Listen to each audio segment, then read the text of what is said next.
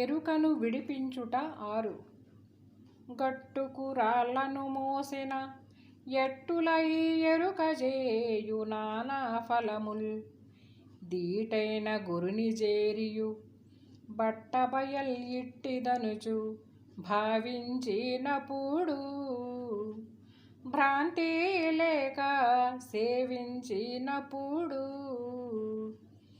నట్టేటి లోపల గట్టిగా లేనెరుక నట్టేటి లోపల గట్టిగా లేనెరుక పుట్టి మునిగిన ఎట్లు పోయి సర్వము తాను దట్టమై నిలుచున్న యచలము కెట్టి వస్తువు బుట్టలేదని గుట్టు తెలసిన పిమ్మటను పోయినట్టే గద గురు శిష్యులిట్లు భావించినప్పుడు భ్రాంతి లేక సేవించినప్పుడు. ఇది శ్రీ నిజానంద పోలోజు వీరయాచార్య విరచిత్ ద్వయాత్మ దోషరహిత పరమ ఎరుక మోక్షన్నామ షష్ఠోధ్యాయః. జై నిజ గురుభ్యో నమ. శ్రీ నిజానంద పోలోజు వీరయాచార్య విరచితమైన శుద్ధనిగుణ పరతత్వ బోధామృత కందార్థములలో ఎరుకను విడిపించుటలో ఈరోజు మనం చివరి మిత్ర కందార్థం అంటే 6వది. శిష్య, ఎరుకను విడిపించుట సంపూర్ణము గావిస్తాను నాయన. గట్టుకు రాళ్లను మోసిన ఎట్టులా ఈ ఎరుక జేయు నానా ఫలములు. ఈ ఎరుక యొక్క చేష్టలు ఎలా ఉంటాయంటే దాని ఫలితాలు, దాని పర్యవసానములు లేక దాని ఫలాలు ఎలా ఉంటాయంటే గట్టు మీదకి రాళ్ళను మోసినట్టు ఉంటుంది. ఎక్కడైనా లోతట్టుకైతే ఏదైనా మోయటం సులభంగా ఉంటుంది. ఆ మోతకు వీలు కానటువంటి రాళ్లను గట్టు మీదకు చేర్చినట్టుగా ఉంటుంది శిష్య ఈ ఎరుక యొక్క పనులన్నీ కూడా. చేయనటువంటి ఆర్భాటపు పనులు, తనేదో శాశ్వతమని మురసిపోయి చేసేటువంటి పనులు కాదు నాయన, అది వాస్తవం కాదు కదా. ఎందుకు అంత శ్రమ పడతారు? ఆ ఎరుక లేనిదనేటువంటి విషయాన్ని గురుదరి చేరి కాంచలేక గట్టుకు రాళ్ళు మోసిన చందంగా పడుతూ ఉన్నాయన్నాయన ఈ శాస్త్రాలు, ఈ గ్రంథములు. ఈ నేననేటువంటి అహంకారంతో జ్ఞానాన్ని నమ్ముకొని ధీటైన గురుని జేరియు. అయితే ఈ ఎరుకను విడిపించేటువంటి విధానం అసలు లేదది. దానిని లేదని నీకు దృఢం చేసేటువంటి విధానం ఎవరు తెలియచేయగలరు? సాధారణముగా ఈ అనేకమైనటువంటి భ్రాంతులతో మమేకమయ్యి ఎలా ఉన్నారు అనే విషయం వారికి కూడా తెలియక ఏది సత్యమో ఏది అసత్యమో అనేటువంటి నిర్ణయముతో పాటుగా నిర్ణయరహితులై ఉండేటువంటి వారికి సాధ్యం కాదు నాయన. ఇది ధీటైన గురువు ఉండాలి, దీనికి సమర్థుడైనటువంటి గురువు ఉండాలి, సామర్థ్యము లేని గురువు అయి ఉండాలి, శిష్యుని యొక్క భ్రాంతిని రహితం చేసేటువంటి గురువు అయి ఉండాలి, ఆ కీలు ఎరిగినటువంటి గురువు అయి ఉండాలి. దీక్షిత సిద్ధాంత ప్రకారం గురు శిష్య న్యాయముగా గురుదరి జేరి 12 వర్షములు సేవ చేసి యథార్థాన్ని అందుకొని ఏమీ కాని ఏమీ లేని గురువై ఉండాలి.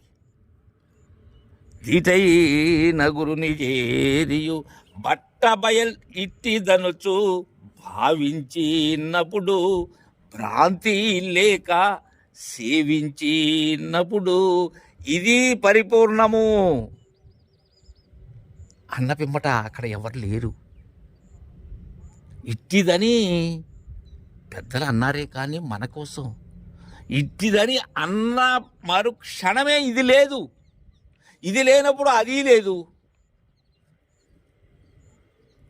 కేవలం బోధ దృఢీకరణ కోసం చెప్పవలసి వస్తుంది. భావించినప్పుడు బట్టబయలు ఇట్టిదని భావించినప్పుడు ఏమవుతుంది? ఎరుక లేదు, ఇంకా భ్రాంతి లేదు. అందుకే భ్రాంతి లేక సేవించినప్పుడు భ్రాంతి రహితమై ఎల్లప్పుడూ కూడా అది లేనిదనేటువంటి దృఢత ఎప్పుడైతే నీకు కలిగినదో ఇక కలిగినది లేదు, కలగబోయేది లేదు, కలుగుతున్నది లేదు. ఎరుక లేక సేవించేటువంటి విధానం ఇది. ఎరుక లేదని దృఢము కావటమే ఎరుక లేక సేవించటం. అయితే చూసేవారికి ఎలా ఉంటారు? అందరిలాగే ఉంటారు.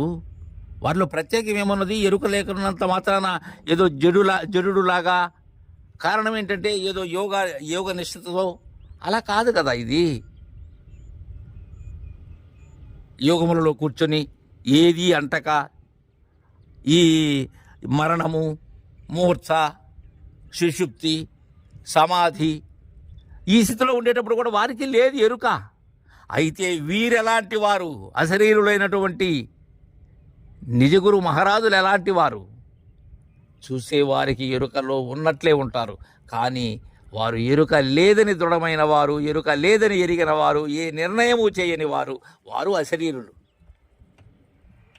వారిలో అన్నీ కనిపిస్తూనే ఉంటాయి, కానీ ఉన్నది ఏదైతే ఉన్నదో ఆ ఉనికిలో ఉంటారు. లేనిది ఏదైతే ఉన్నదో అది లేనిదని ఏ నిర్ణయము చేయని వారై ఉంటారు. శిష్య, నట్టేటి లోపల గట్టిగా లేనెరుక, పుట్టి మునిగిన ఎట్లు బోయే సర్వము తాను. ఈ లేనెరుక ఎక్కడ మునిగిపోతుంది? ఇది దీనికే చెప్తున్నారు పుట్టి అని. అంటే ఒక విధమైనటువంటి తేలికగా నీటిలో తేలేటువంటి పుల్లలో లేకపోతే ఆ చేపలు అలాంటి వాటితో తయారు చేస్తారు ఆ పుట్టి అనేదాన్ని. అది నట్టేట్లో మునిగిపోద్ది. అంటే ఈ ఎరుక ఎక్కడ మునుగుతుంది? ఇది అచలాబ్ధిలో, అచల సాగరంలో, గురు సూచనలో మునుగుతుంది. ఇది ఇంకా లేదు, అక్కడ మునిగిపోతుంది. పుట్టి మునిగితే ఏమున్నది? పుట్టిలో ఉన్నదే లేదు, పుట్టిందే లేదు.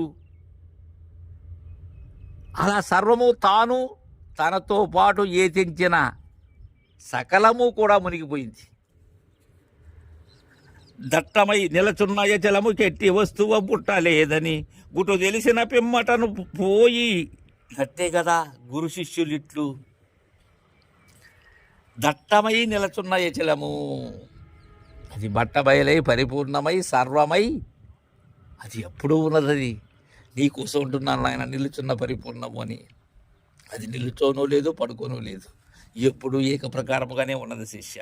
దానికి ఎలాంటి వస్తువు పుట్టలేదు నాయన. అది కారణం కాదది. దానిలో లేకనే చూపింపబడినటువంటిది నేను. ఆ గుట్టు తెలిసిందనుకో ఎవరి దగ్గర తెలియాలి? గురు నోట తెలియాలి, గురు సూటిలో తెలియాలి. ఆ గుట్టు తెలిసిన పిమ్మటన పోయినట్టే కదా. ఇంకా గుట్టు తెలిస్తే ఇంకున్నదా మరలా సంశయం? సంశయమే గుట్టు. గుట్టు తెలిస్తే ఏమీ లేదు. ఏంటా గుట్టు? నీకు కానవస్తు నీవై నీతో పాటుగా ఏదైతే ఉన్నదో అది గుట్టు. ఆ గుట్టు దేనిలో పోతుంది? బట్టబయల్లో పోతుంది. అప్పుడు ఈ గుట్టు ఏమవుతుంది? రట్టవుతుంది. గుట్టు రట్టైన పిమ్మట ఇక ఉన్నదే ఉన్నది శిష్య. పోయినట్టే కదా గురు శిష్యులు ఇట్లు. ఇంకా అక్కడ గురువు ఎక్కడున్నాడు, శిష్యుడు ఉన్నారా? గురువు అనే ద్వాదశి, శిష్యుడనే షోడశి రెండూ లేవు. ఇంకా అవతల అనవలసిన అవసరం లేదు. ఇది ఉన్నదని అది లేనిదని ఈ నిర్ణయాలన్నీ చేసేది ఈ లేనిరుకే, ఈ నేననేదే. అదే లేనప్పుడు ఇక నిర్ణయం ఎక్కడున్నది? నిర్ణయం ఉంటే ఉన్నట్టే ఎరుక. ఇది పూర్ణమని, ఇది ఎరుకని అన్నావా, అనుకుంటున్నావా, అంటున్నావా, ఎరుకలోనే ఉన్నావు. భ్రాంతి లేక సేవించే విధానం అది కాదు. భ్రాంతి లేక సేవించే విధానంలో ఏదీ లేదు, ఏమీ లేదు, సరిపాయా. ఇట్లు భావించినప్పుడు భ్రాంతి లేక సేవించినప్పుడు అని మనకు చక్కగా ఎరుక విడిపించుట 6 కందార్థం ద్వారా తెలియజేశారు. ఇది శ్రీ నిజానంద పోలోజు వీరయాచార్య విరచిత ద్వయాత్మ దోషరహిత పరమ ఎరుక లక్షణన్నామా షష్ఠోధ్యాయ. జై గురుదేవా.